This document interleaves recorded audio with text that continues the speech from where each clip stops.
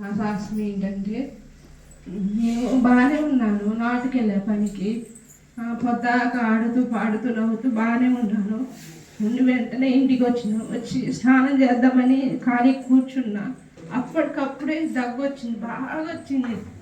అరే దగ్గెందుకు ఇలా వస్తుంది, నేనేం తినలేదు కదా. దగ్గు వచ్చేది కూడా నేనేం తినలేదు, నాకు ఎందుకు ఇలా వస్తుంది. అమ్మ ఒకసారి రా అమ్మ, డాక్టర్కి ఒకసారి ఫోన్ చేయి, మరి నాకు ఇలా ఉంది, ఎందుకు అవుతుందో తెలియట్లేదమ్మా రా అన్న. అయితే మా అమ్మ ఎందుకు దగ్గు వస్తుందిగా జెండు పెట్టుకో, ఏం కాదు అని అన్నది. అయితే పెట్టే అయినా తగ్గట్లేదు. అయితే నోట్లో నుంచి నురగ రావడం స్టార్ట్ అయింది, గురకు వస్తుంది. గాలేమో ఊపిరి లోపలికి వెళ్ళడం లేదు, ఎంత ట్రై చేసినా రావట్లేదు ఊపిరి. అయ్యో నాకెందుకు ఇలా అయిపోతుంది, నేను చనిపోతున్నానో ఏమో అని ఎంత భయం వేసిందో. అయినా సరే అలానే పడుకున్నా. అమ్మ డాక్టర్ నా వల్ల అసలు కావట్లేదే, ఏమవుతుందో నాకు అర్థం కానీ చచ్చిపోతానేమో, ఒకసారి నన్ను చూడవే అని నేను కడుపు నొప్పి వస్తుంది, బాత్రూమ్కి వెళ్ళి రావట్లేదు. అయినా అలానే ఉన్నాను. నా బాధ ఎవరు చూడలే. మా అమ్మ ఏడుస్తుంది, అక్క పడిపోయింది, అమ్మో మా చెల్లికి దయపని చనిపోయింది అనుకుంది, మాట పడిపోయింది, కన్ను పడిపోయింది. నేను అది ఏం చేసి నాకు అర్థం. అంతే నాకు గాలి ఇవ్వండి అని అందరిని అడుక్కుంటున్నా. అంటే గాలి విలువ అప్పుడు అర్థమైంది మనకి. ఏది దేవుని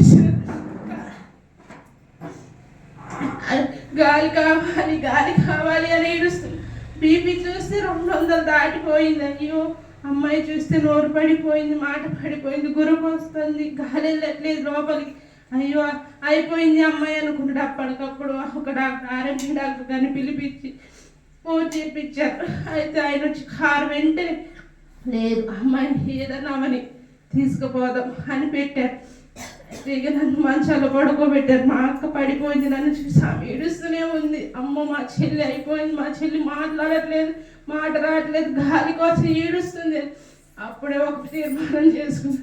నాకు వచ్చిన వాక్యం ఏంటంటే, యెహోవా నేను కనిపెట్టుకున్నాడు, నేను ఎప్పటికీ రక్షిస్తాడని అదే వాక్యం పట్టుకునే దేవా నేను చిత్తం యోగుని ఎలా కాపాడావో తండ్రి, నన్ను కూడా అలానే కాపాడు. ఎప్పుడు నేను క్షేమమే అనుభవించాలి, లాభం వద్దా తండ్రి.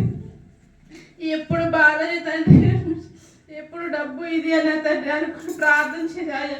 నీ చిత్తం ప్రభువా, నీ చిత్తం ప్రభువా, నేనైతే రైతు పడితే నీ మందిరంలో నేను ఒక పాత్రకు నన్ను మలుచుకోమని గట్టి ప్రార్థన చేసి పడిపోయి అదే ప్రార్థన లాస్ట్ మా అమ్మ ఏడుస్తుంది, మా అక్క ఏడుస్తుంది అని పట్టుకొని సగం వరకు వెళ్ళే కూడా డాక్టర్ అయిపోయింది, అమ్మ ఇంటికి తీసుకొని వెళ్ళిపోదాం అనుకున్నారు. కానీ దేవుడే నన్ను రక్షించాడు. అక్కడ తీసుకుపోయి ఆక్సిజన్ పెట్టినా అందట్లేదు, 40కి అప్పుడు అమ్మాయి అయిపోయింది అని అసలు ట్రీట్మెంట్ కూడా స్టార్ట్ చేయాలి. చాలాసేపు చాలా కష్టపడ్డారు అమ్మ వాళ్ళు, నైట్ అంతా కష్టపడి దేవుడు తర్వాత 12 తర్వాత నన్ను దేవుడు నా చెయ్యి తట్టి లేపి నేనున్నాను అని నన్ను చూసిండు దేవుడు.